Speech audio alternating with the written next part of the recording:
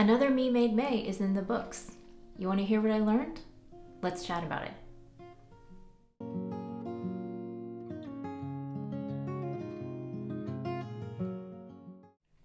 Hi, my name is Sarah, and welcome to my channel, which is all about sewing and styling a handmade wardrobe.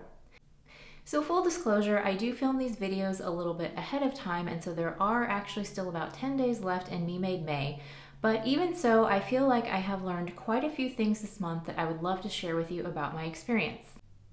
Now, Me Made May is a personal challenge, and for my challenge this year, I decided to wear a different item of clothing for every day of the month. So once I wore something, I couldn't wear it again for the rest of the month, in the hopes of wearing as many garments from my wardrobe as possible, and I could wear both me-made and ready-to-wear garments.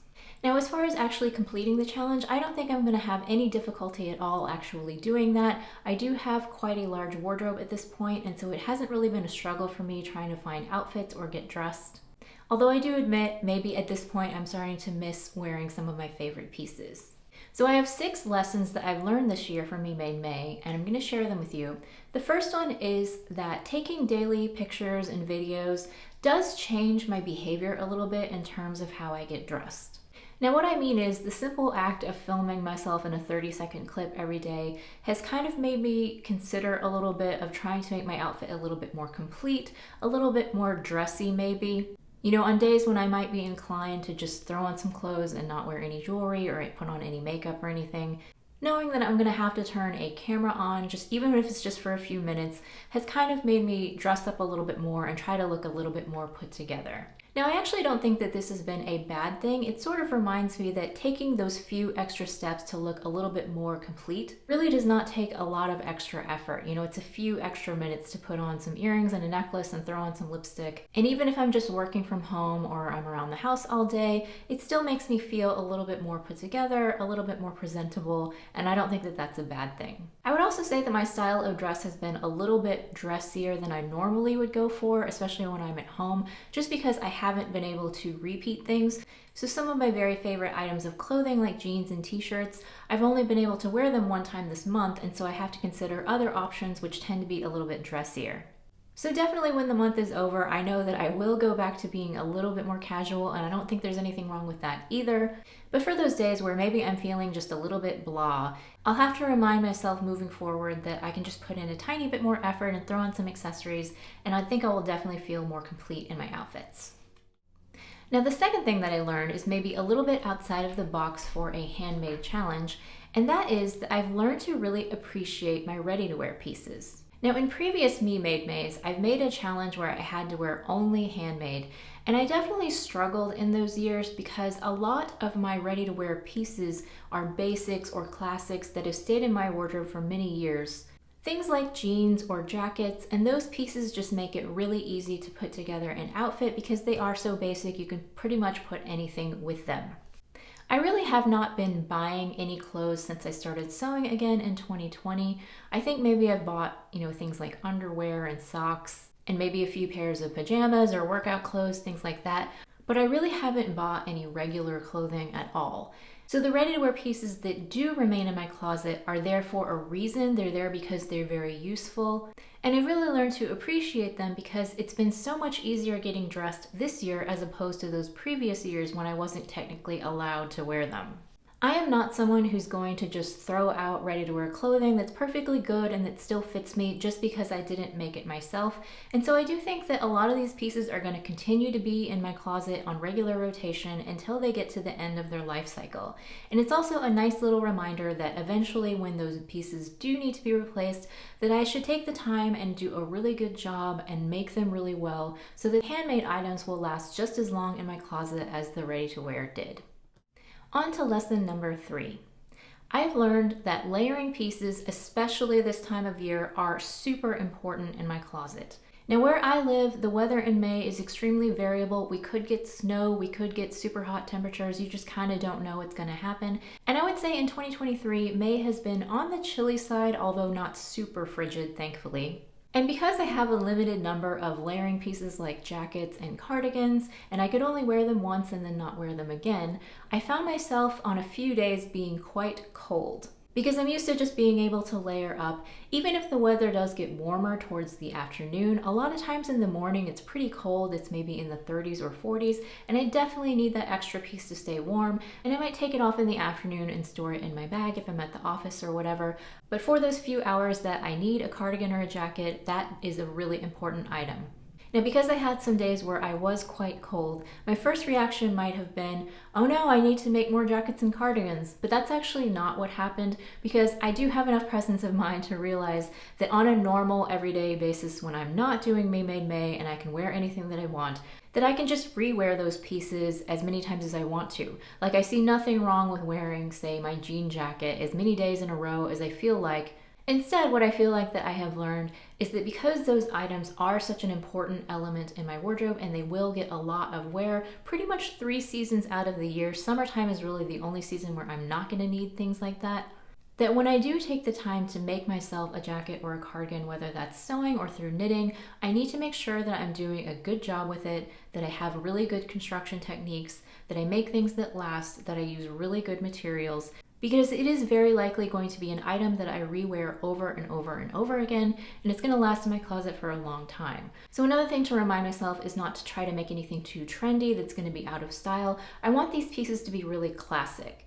So I think maybe like a lot of people, I enjoy making tops and dresses and things like that because you get to use really beautiful fabrics. I don't really necessarily gravitate towards making those layering pieces because they are maybe more basic, a little bit more boring, but I definitely think that it is worth the time to make those items because they're going to be such workhorses. So the fourth thing that I've learned is that it is definitely worth taking the time to fix something that is annoying me and keeping me from wearing the garment.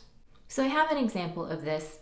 Earlier this month, I wore a little mini skirt that has an exposed ruffle on it. And I really like the style of the skirt and I like the fabric, but I tended not to reach for it. And I realized that it's because the reverse side of the fabric is white and so it really shows. And on that exposed ruffle, it kind of wanted to flop over and you would see the underside of the fabric. And that just really bugged me. It made me feel like the skirt looked cheap because you could see the wrong side of the fabric. It just looked a little bit tacky and I never wanted to wear that skirt.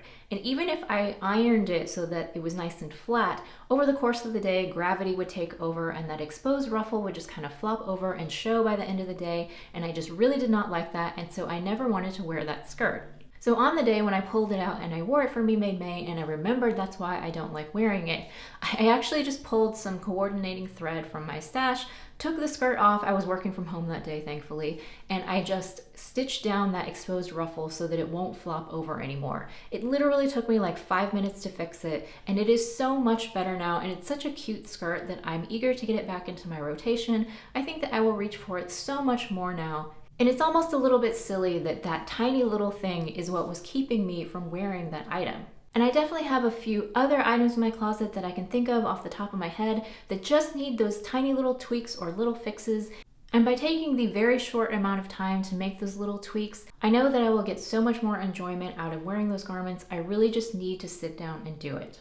So there's a skirt in my closet that has a zipper and like the end of the zipper stop is a little bit scratchy against my skin. I just need to cover up that zipper stop. I have a faux wrap top that the wrap kind of wants to flop open. So I just need to put like a little hook and eye or a snap just to keep it closed. Things like that, like literal small, tiny little fixes that would go a long way towards making these garments so much more wearable, so much more comfortable. And I just never want to do those things, but it really doesn't take that long to actually fix them. And I need to just take the time to sit down and do it. So the fifth thing that I learned is that there are a good number of items in my closet that I either haven't worn since last year or that I've never worn. So towards the end of winter, I was basically just like over it mentally, even though there was still snow on the ground. And so I started making things for spring, but it was too cold to wear them. So I would just stick them in my closet and wait for spring to come. And now spring is here and I still haven't worn a lot of those things. I'm one of those people, I've always been like this, even when I went shopping and bought ready to wear. I was always excited about whatever the newest, shiniest thing was, and I tended to forget about some of the other older things, even though I really loved them at the time. So it's just a little reminder that I need to get those items out of my closet that I either have never worn or haven't worn very much, and make sure that they get their love too.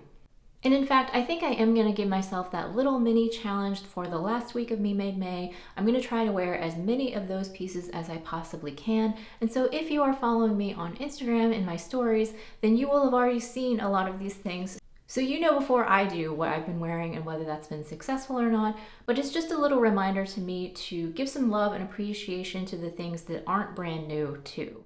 Now the last thing that I've learned during Me Made May is that overall my closet is in pretty good shape. I feel like I have the basics covered. I've been working on adding some more interesting and intricate and detailed pieces to my wardrobe. I've been adding more color. And I'm just really excited every morning when I get out of bed and I look in my closet trying to decide what to wear. I just have so many wonderful options. I feel like I'm in a really good place as far as having clothes that I love. There's really not too many things that I'm not in love with anymore or that I feel like I should get rid of. Now that does not mean that I'm going to stop making new things. I am not a minimalist. I probably never will be. I enjoy making clothes. I enjoy this hobby. It gives me so many mental health benefits. And at least for right now, I don't have an issue with storage. And so I'm gonna keep making things because it brings me joy. And if I ever run out of storage or if I ever get to that place where I feel like I have too much, well, that's a different conversation for another day and I will assess that when I get there. But for now, I really do love almost everything that's in my closet, and I have so much appreciation for this hobby and what it has brought to me. I feel like my style has really evolved and come a long way from when I first started this journey. And making my own clothes has been such a satisfying thing for me, and I just love it. It's been really wonderful to reflect over the month and get that appreciation because I do think it's easy to take things for granted. You just throw something on and go and you don't really think about what you're wearing. But when you've made it with your own two hands, it is kind of a marvel, and I don't stop enough to appreciate that. And I think that this month has really helped me to pause and reflect and get a little bit of that appreciation out of my creativity and out of this hobby that has really brought me so much. So in case you want to see the actual outfits that I've been wearing during the month of May, I'm going to link you to this playlist. Thank you so much for watching.